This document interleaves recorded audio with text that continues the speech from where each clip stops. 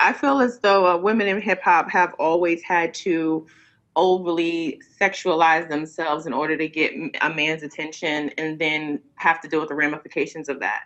So there's a plus size to it, but I kind of feel like we don't always have to do that to get through the door. It's also hard because you have to think about the ramifications it has on the audience. You know, you're dealing with young teens who are seeing this overly sexualized woman. Like I remember being in high school and seeing that little Kim post and being like, "Oh wow!" Like, Yeah, I said the same thing. you got to realize something that every woman that's kind of been present in hip hop culture has been kind of ushered in by a man.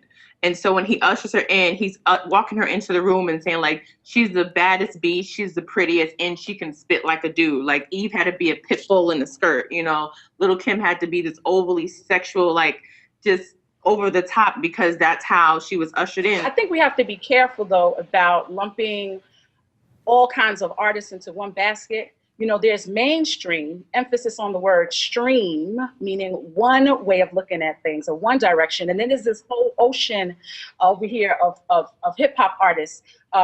Just to name a few, Boss Chick Rain, Farrah Funeral, Jean Grey, MIA, Miss Hustle, K Prophet. All of these sisters thrive on what's considered the underground circuit. Like if you go to bars and bra straps, son, you know, or you go to Queens of the Ring, you'll see like some of the most prophetic and genius writers on this side of Sheboygan.